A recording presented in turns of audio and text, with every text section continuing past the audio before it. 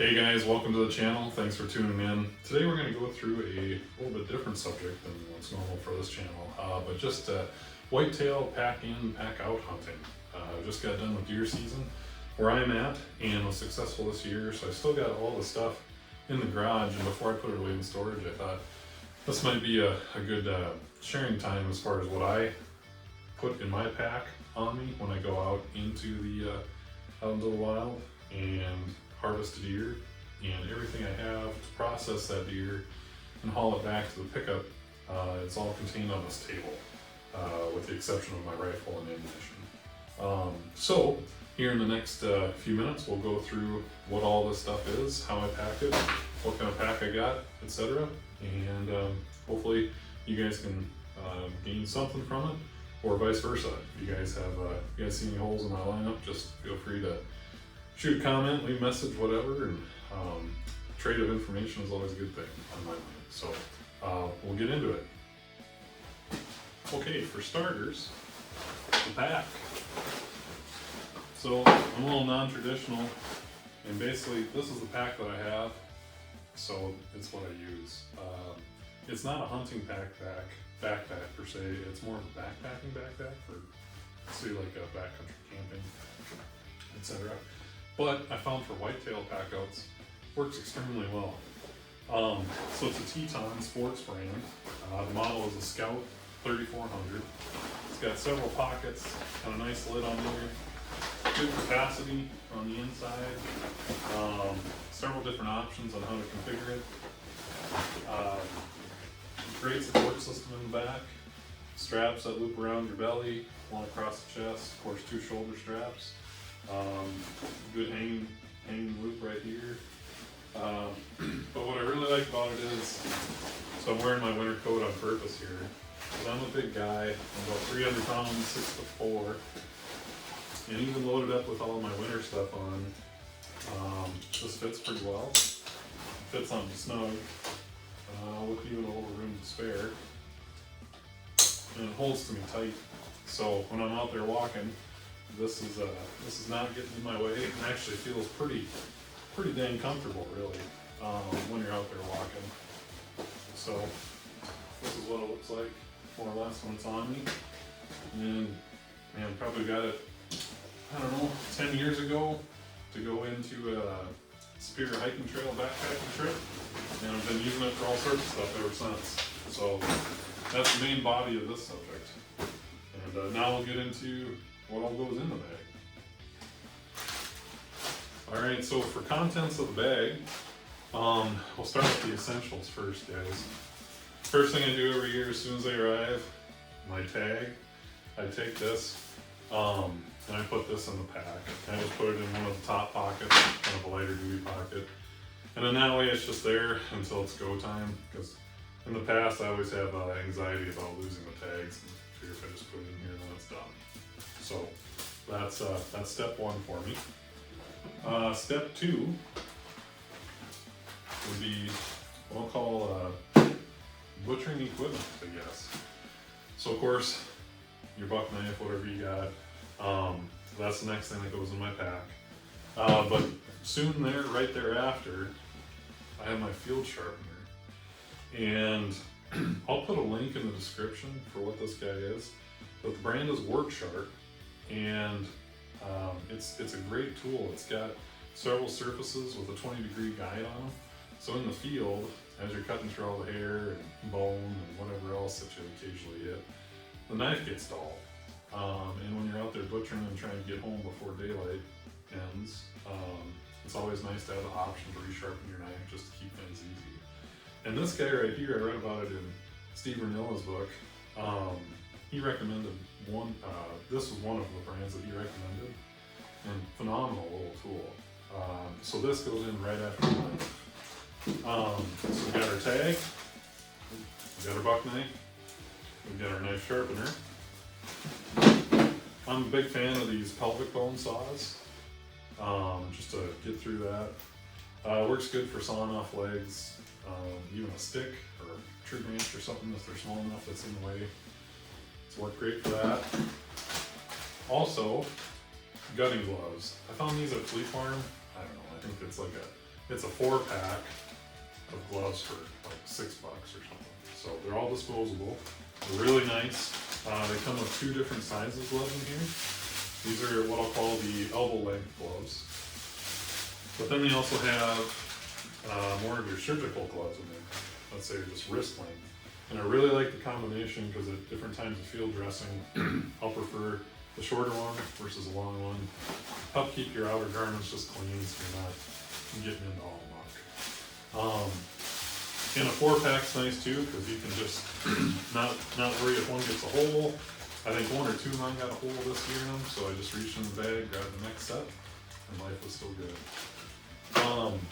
And finally, what completes that compartment? I like to throw in Ziploc bags. And say if you wanted something to put the tenderloins in separate, or if you have any other smaller fine cuts of meat, these work really well. It helps keep them separated, so when you go to butchering, they're just nice and contained, easily identifiable. And one guy that I forgot about, I always put a Sharpie in my pack too. If nothing else, it's to sign my tag. But also, what it's worked really well for, let's say if you need to make multiple trips in and out from the butcher site, during one of those trips, on the back of your envelope, your tag envelope, you can always write a note and say, hey, working on packing this thing out, be back, date, time, initials, whatever, just in case if anyone else would stumble upon your carcass and wonder what in the world's going on, at least there's a chance for some information transfer. So that's that compartment. And next we'll move on to a little different area. Okay guys, so now we get to the main body of the pack. There's a couple items that I really want to show you here that I just had great luck with. First one, 55-gallon heavy-duty contractor garbage bags. 2 purposes that I use them for. One is a tablecloth almost when I'm out in the field. Say if I need to lay a chunk of meat down, I don't want to get grass, dirt, bark all over it, etc. These work really well for that. But also, once you have a critter on the ground and you start packing them in here, I just treat this thing like a garbage can. I use one of these as my liners to line the bag. That way when you're all done, you don't have to worry about cleaning out all sorts of fat and blood and whatever else inside the bag. It's a 3-second operation. Pull this out, throw it away, and get to move on with life. So that's super handy in my opinion. Also, I'll put a link to these in the description. Just something to get off of Amazon. They're just quarter bags, like cheesecloth, and they're antimicrobial. And they're vacuum packed, so they're nice, tight. Don't take up a lot of space. They're fresh as soon as you cut them open. There's 4 bags, or there's 4 quarter bags in one of these bags. So basically you got enough to do 4 legs of the deer. And all the extra trimmings, say like the neck, the tenderloins, back straps, you can throw those in there. Whitetail will easily fit. I use size large. There's different sizes, so like if you're hunting moose, there's one size, if you're hunting deer, another, etc., etc. Super handy. Very pleased with the results that these bring. So those go in my pack. Garbage bags go in there as well. Also, this guy goes on the external of my pack. It's I suppose you'd call it a survival bracelet, but basically it's got a fire starter on here if you want. It's got a compass, got a whistle, but the main thing I have it in there for is just the parachute cord that makes up the bracelet. So if you ever get in a tight spot, you need several feet worth of rope, and undo this guy, and it might get you out of the jam. Never had to use it, but I like the option it provides if Murphy gets involved somehow. Also, in addition to that, I do have a true fire starter too, or sparker, I should say. So a little bit bigger, so things got really tight on you. Have this. The other thing I have, guys, is a headlamp. So whether you're going in early in the morning, late at night, etc., I've got 2 of these that I just keep in the pack at all times, just in case one goes down, battery goes dead, something. 2 of those are in my pack as well. So those are in the main body of the pack.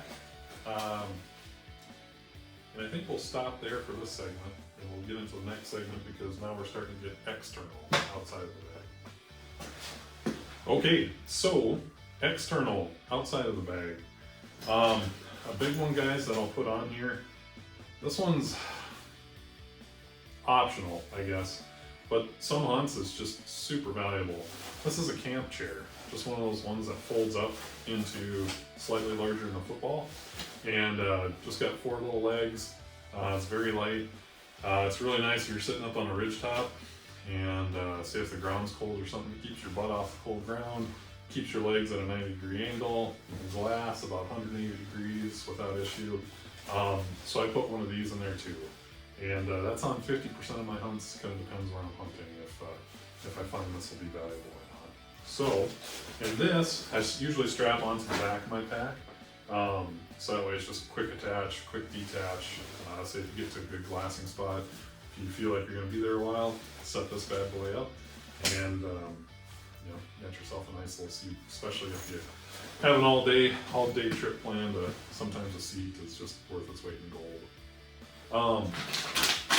So in addition to the seat, calories. So I like to bring usually some sort of trail mix with me, some sort of jerky. I've got Jack Links with me. Otherwise, I mean, you know, your duck jerky, deer jerky, anything works great. This I like because it's just vacuum packed, so I can throw it in the bag. I know it's, there's been a few times where I've had jerky from the previous season show up in one of my packs. Fair disclosure. This, at least I know how old it is. I've got my bottle of pop here too. I usually don't bring pop with me out on the hunt, but this is just to replace my bottle of water that I don't have at the moment. So I usually have a insulated bottle of water with me that I stick in my side pocket. Because as you guys know, it's just going to be super nice to have that liquid when you need it. Nothing else, you can wash your hands with it, rehydrate, etc. Yeah, so food, water, those are big ones. And of course the chair, so got that in there. So the bag's starting to approach maybe 15-20% full, just to give you guys at home a look at it. But still pretty slim, nothing too crazy. Now the next parts of it here, this will be directly related to the shooting, and that section will be next.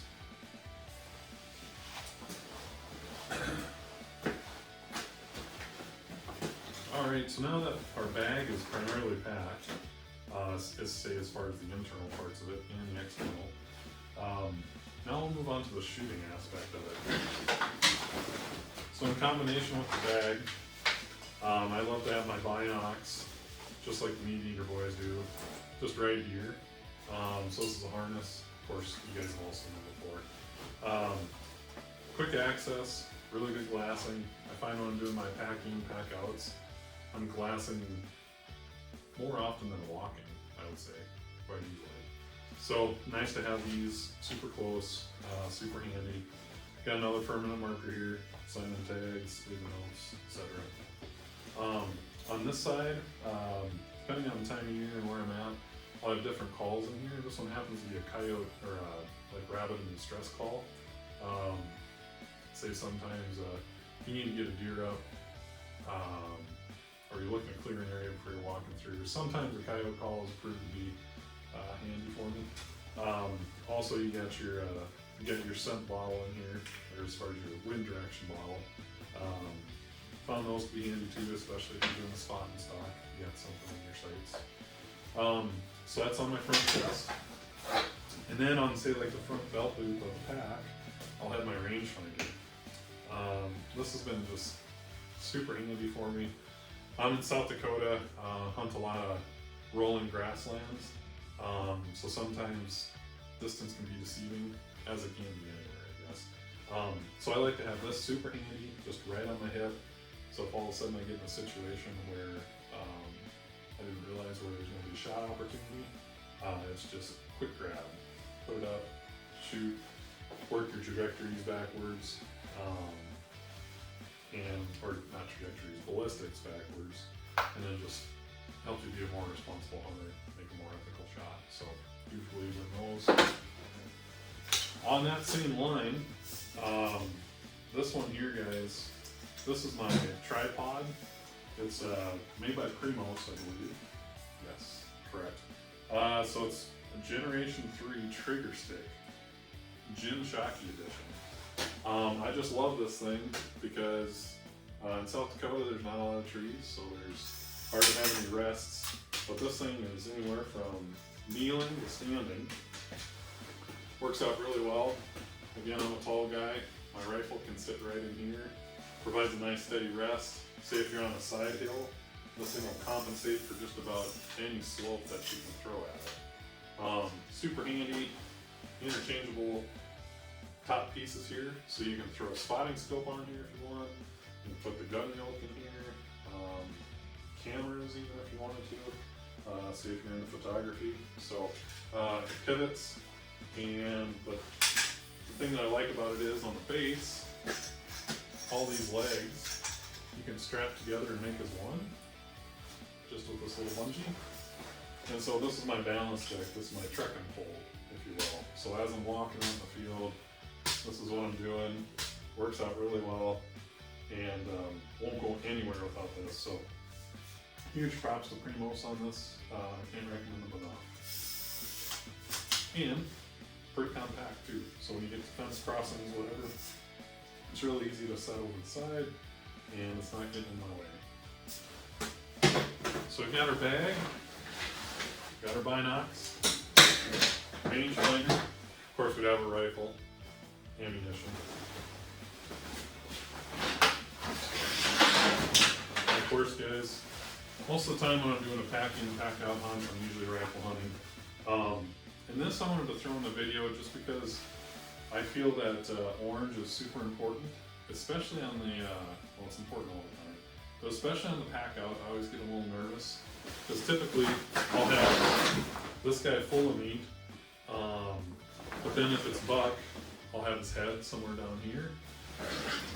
So you know, you got antlers hanging out there, you're walking usually up and down ridge tops, etc., etc.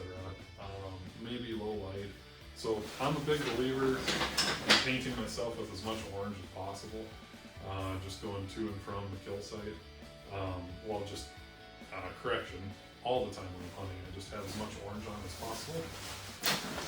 But what's really nice about this pack is it has a rain fly on it too.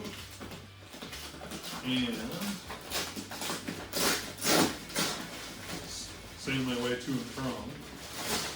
Now this isn't blaze orange, but it's still orange-ish.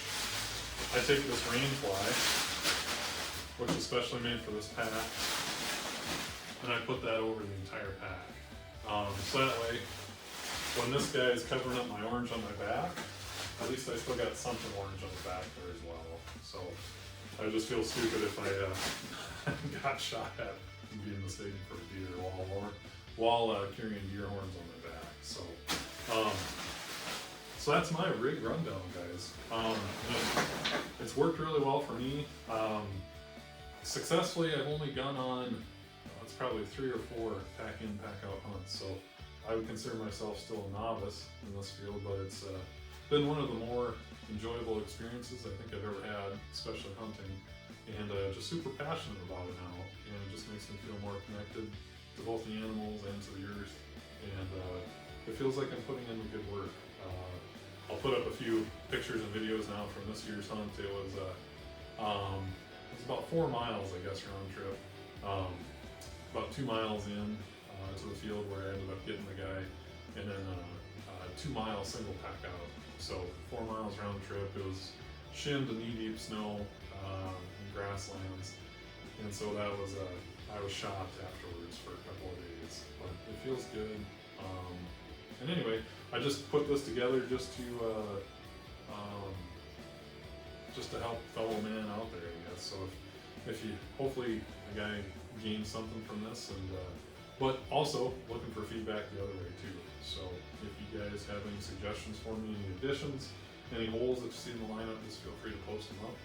And yeah, it'll be fun to, already looking forward to next year, 10, 11 months from now. So anyway, that's all I had. So thanks again, guys, for holding through this one. I know it got a little long, but yeah, I feel like there's good info, and I'm very passionate about it. So you guys have a great rest of the day, and thanks for tuning in. See you guys.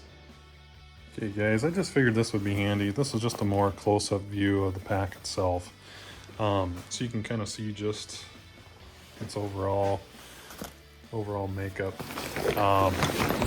Super nice. Lid's got a couple compartments on here. One under, one over. The main compartment here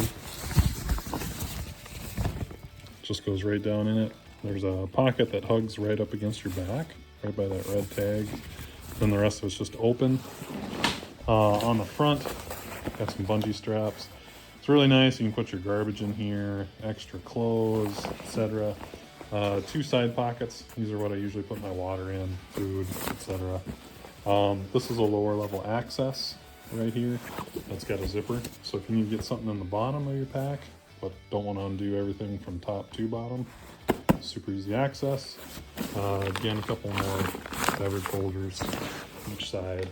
And then that rain fly pocket is just right underneath here. The business side of the pack, see where it's coming against you. All sorts of adjustments in the shoulder straps, which is really nice. A padded waist belt, which is super nice. Padded shoulder pads.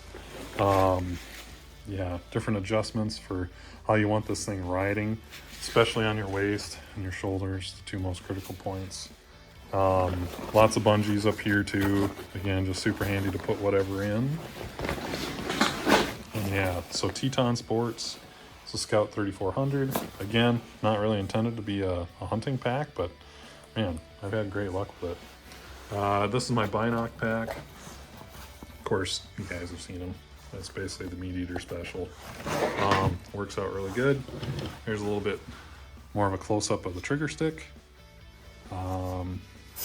Jim Shockey edition. And then you can kind of see right there, trigger stick Gen 3. And there's the bottom detail as far as how it locks all 3 legs together, so you can use it as a trekking pole. So that's the summary. So thanks again guys for tuning in.